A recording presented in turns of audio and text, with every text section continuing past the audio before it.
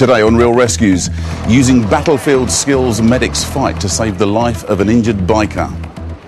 From my experience in Afghanistan and Iraq, serious injuries of this nature do bleed, so I applied tourniquets to both his hand and his leg.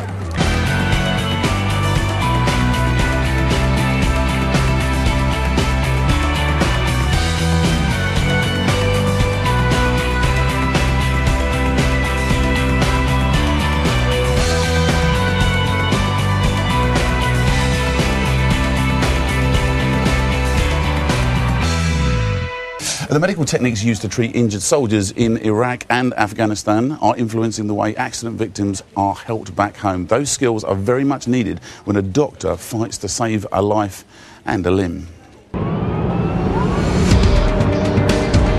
It's late rush hour and PC Alex Dale is on duty.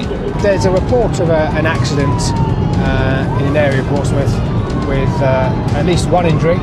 There's been mention on the radio of a person with fractures who is still in the road. Stay safe, please. Stay safe, please.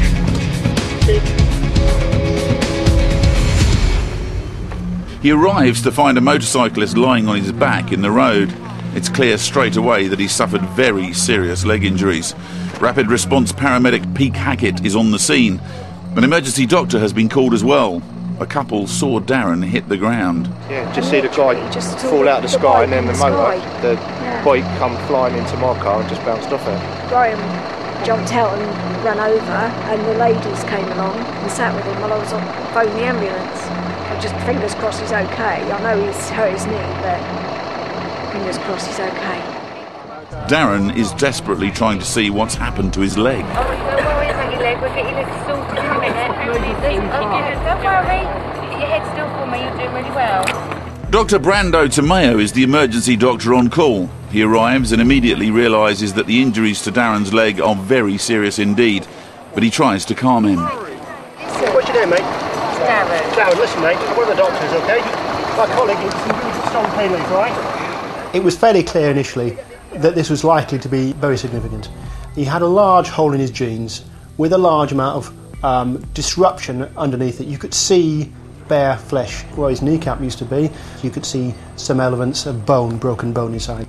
The nerves, the blood vessels, the arteries, the veins that supply the lower leg go through that area. If you disturb it, you potentially threaten the whole leg. Alright, Darren, we're going to do something with your leg. We're sorting you out first. The paramedic, Pete Hackett, has already prepared Darren for intravenous pain relief. Pete had already put a cannula into his arm, and that allowed me to give him some powerful drugs, more potent than morphine, and very quick acting. Darren is lying quite close to his motorcycle, which means it was not a very high-speed accident. However, he's also suffered dreadful injuries to his hand. I didn't take the glove off because you can cause injuries by taking clothing off where you don't need to, but by looking through the actual glove material which was damaged, that I could see blood and significant tissue disruption and at least the loss of 2 fingers, or partial loss of 2 fingers. An ambulance has arrived to take Darren to the hospital. Hey Darren, your chariot's here. With such serious wounds, it's not just the limb that is under threat, but potentially Darren's life. From my experience in Afghanistan and Iraq, serious injuries of this nature do bleed, not necessarily the instant they occur, but after a period of time the spasm in the blood vessels that have been damaged goes away and they do start to bleed. So I applied what we call tourniquets to both his hand and his leg.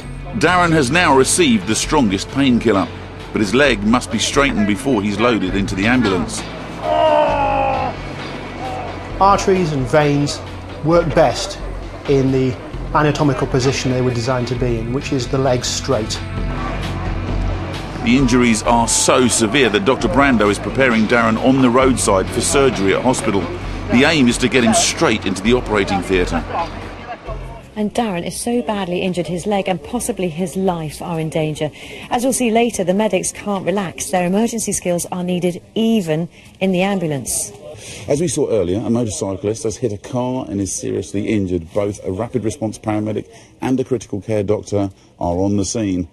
The victim has been given the strongest painkiller possible, but straightening his leg still proves difficult. They now need to get him to hospital. Darren's leg is so badly injured his limb and possibly his life are in danger. Critical care doctor Brando Tomeo has given him the strongest pain relief. His leg is now in the correct position in a splint. The next step is getting him into the ambulance. 1, 2, 3. They gently roll him onto a scoop stretcher. This is used when the patient can endure only minimum movement.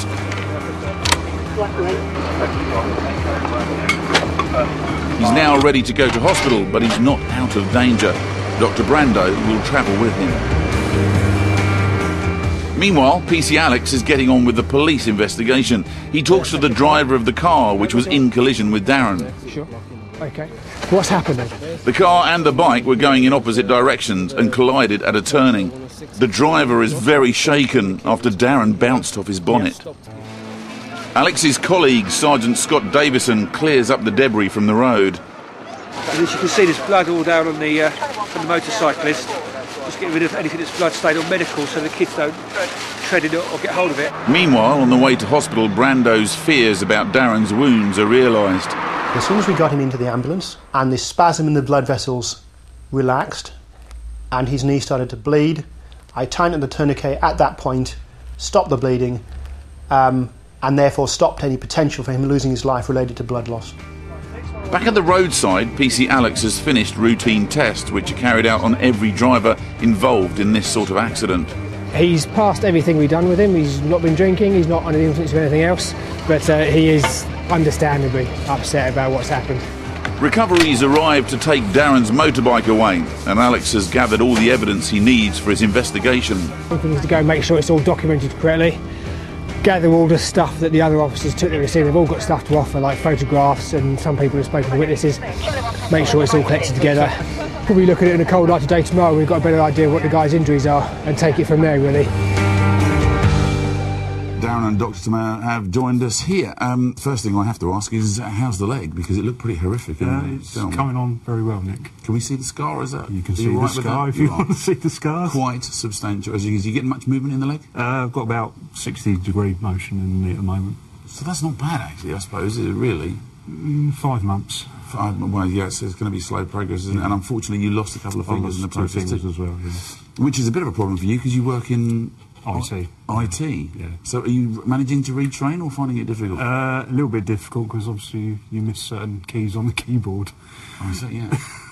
Do you get like the ghost limit? Phantom fingers, Phantom I could swear blind my fingers were there. So you're still moving as if to type, and you're obviously just missing the keys. Yeah. A complication I hadn't thought of. Looking back at the film there and that evening, do you remember much of it at the time, or is it absolutely nothing? So, what's it like to have a look at it and see everybody looking after you? A little bit surreal, but obviously grateful for all the help that was there. We can take a look at some of your X-rays. Now, not being medical, Dr. May, you might be able to help us there. Which bit is that? That's the femur, and the screws are holding the distal, the thigh, and the femur together. So he'd shattered the top of that knee? Shattered the top part of the knee. That's shin bone? That's the mid-shin bone, and you can see there's 2 breaks in there, both the bones in the lower leg. Oh, I didn't see that. Bottom right, yes, absolutely. If you look at the little bone, you can see bottom right. Let's look at the next one. This is how you mend a shin bone, or one of the ways that you can mend a shin bone. Indeed. There's a substantial bit of metalwork in there holding the tibia together, and then the smaller bone will knit together itself as long as it's in the right position. Now, it seems to have done the job. You actually lost part of your kneecap in that. About 40%, yeah. About 40% of the kneecap. And has that made a difference? Is that obviously just with mobility, walking and stairs. Yeah, I know. I can imagine that would be a problem. You're not considering going back on a motorbike again? You sort of are. Pass. Sort of, really? Yes. So at first it's, no, I'm never going back on a bike. And no, since day one. Since day one, you've always wanted to get to. Yeah. Okay, Dr. Tomeo, talk us through, what was interesting for me, fascinating for me, because I know that you have a military background. You were Navy, is that right? I was Navy up to about 19 days ago. Yeah, and was sort of as recently as that? Indeed, yeah. Oh, right, okay. And you were very often on ferrying the troops, the injured troops, back away from the front line by helicopters, is that right? Yes, in the last few years I've done a number of tours in Afghanistan and involved with the helicopter-based ambulance service, effectively. There's talk now in the medical community about how some of those techniques from war knowledge are coming back, and one of them is tourniquet, something that sort of went out of fashion and wasn't used, seems to have come back again. Indeed, tourniquets have been around for a very long period of time, but they kind of lost favour in the 70s and the 80s in civilian practice. the workload we've had in Afghanistan and Iraq has meant that we've revisited the use of those, and they've been absolutely life-saving in serious injuries where blood loss has been. And in fact, you used that with Darren, didn't you? In the Indeed. I put them on in case I needed to use them, and then once he started to bleed, I tightened them to stop him losing blood. And there's a new kind of chemical. Right. Yeah, in the last few years, it's like a pad or a. Yeah, one of the other ways we've looked at things, or the military have looked at things, is to stop the bleeding by use a tourniquet type devices, and that's a sort of ordinary military tourniquet. But there's other things we can do, and they're using special dressings.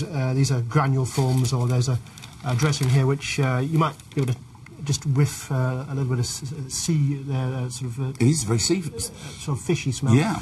Because it's made from the skeleton of crustaceans. And the material itself actually prompts the blood to clot.